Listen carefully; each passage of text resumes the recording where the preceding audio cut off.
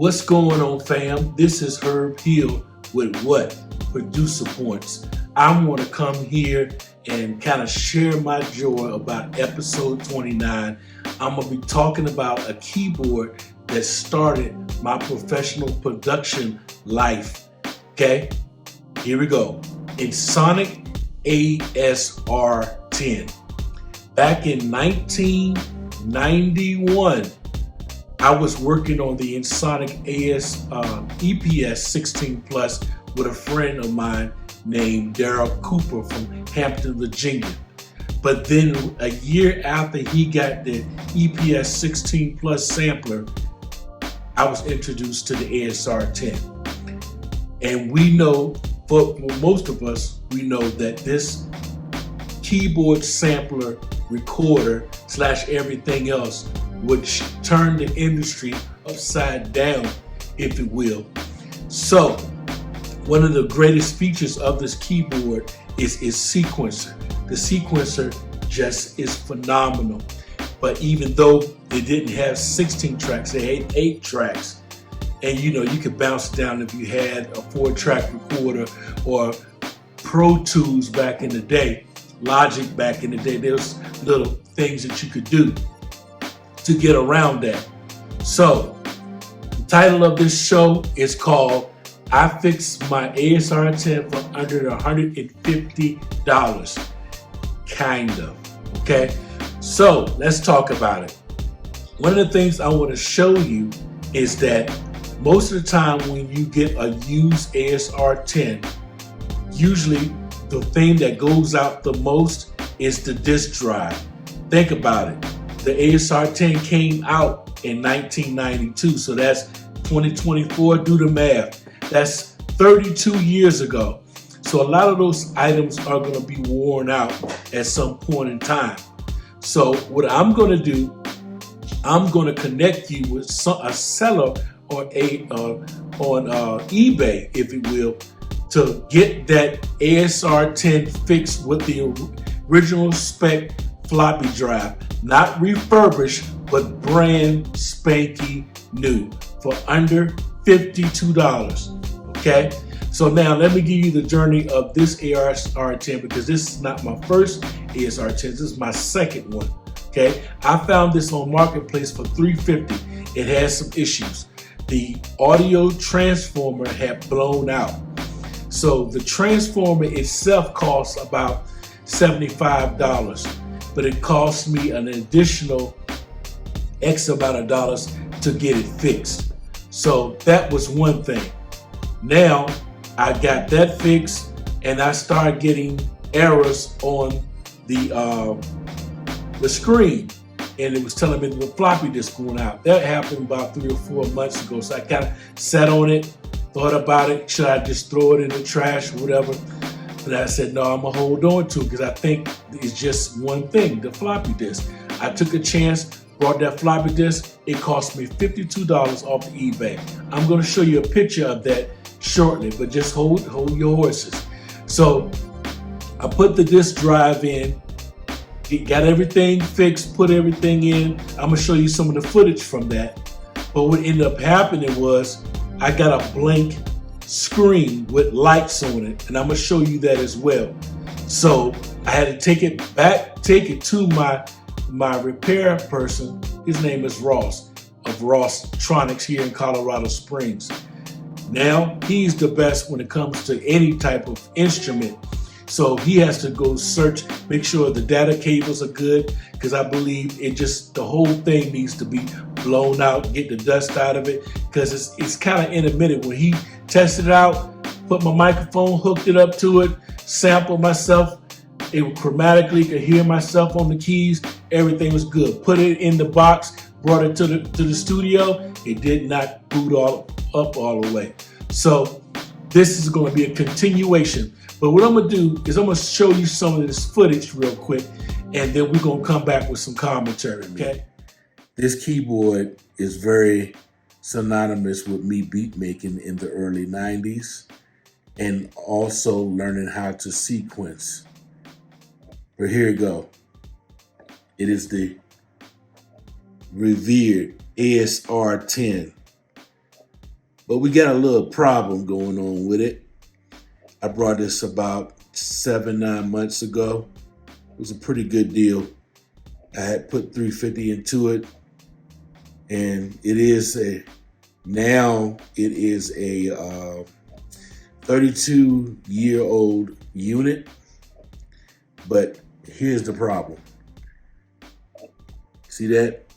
It says please insert disk, and you hear it just trying to load, but it's not loading. And the reason being is because that disk drive is out of commission. So what we're going to do, we're going to operate to get this legend back to working. I'm going to replace the disk drive with another floppy drive. I could get the USB emulator. I'm not going to do that. I just love the limitations of this unit. A lot of people use this keyboard, Kanye West, many others, Alchemist out of New York, New Jersey, so many. But the great thing about this keyboard is not just a sampler, it's also a keyboard. Trans-wave, if you don't remember. Silky pads and strings it does have. Great effects, awesome effects. So we're gonna get right to it. Wasatch Bay. And they seem like they make these things. It's brand spanking new. It's not refurbished. You got a 1-year warranty on this thing. That's the telephone number, text. That's his email. This drive has a 1-year replacement warranty. You say all you gotta do is just pay for the shipping. He said if you need some help, got some help. Boom. There it is. All right, look at this drive. This is the new floppy drive. Boom, boom. So we're gonna go over here and we're gonna start replacing. Here we go. All right, so now I got the top off this behemoth. Yeah, that's the ASR 10. You see the labels. But as you can see, you got the RAM right here, motherboard, daughter board, blah, blah, blah. Right here is where I had the transformer, the motherboard transformer replaced, and the rectifiers. So my tech did all of that work for me. Cost me $350. But this is the problem right here. So that's the disk drive. We're going to take this out and replace it with a new one. We included the latest version of the operating system, 3.53 of the OS. So we're going to put this in here. All right, I was able to get the floppy drive out. It required me to take the couple of sides off. There's 3 layers of sides. Unfortunately, move this side. Move this side. All right. So unfortunately, this screw didn't want to come out, and I applied a little bit too much pressure to it, so it started to arc out. So I had to kind of bend that metal frame to get to the part where it lets me pull it out.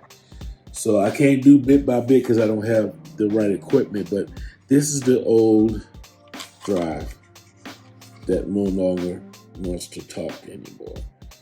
All right, so without a drive, unlike, newer boards, you don't need a floppy drive. They got the ROM already on the motherboard. So give me a second, let me put this new drive in. All right, family, here we go. So, excuse my screen, it's got some characters out. Eventually I'll replace this screen. But that flashing load, it says no instruments or music files. That's a good thing. This thing works, y'all. I'm about to make some music, but I gotta put this side back. Jesus. But I got an ASR 10 now. It's working. It's working. It's working. It's working. So we'll put it back together. Give me a second. Oh, I think I know what happened. I had to use my original disc from this unit. The disc that showed that it came with it, I think it got corrupted, through mailing and stuff like that. So I'm gonna call him, text him, let him know, hey man, that disc you sent me wasn't no good, but your floppy drive was good. Yeah. So I gotta put this thing back together. Hold tight. All right, so that is the commentary and some of the things that I physically fixed. Now, if I didn't have all this other stuff fixed, problems going on with it not booting up all the way, I know it's not the motherboard, it's something else. And so me and my technician are working hard to try to get this fixed. So this episode is going to be a part 2. I'm just waiting on my technician to get back with me.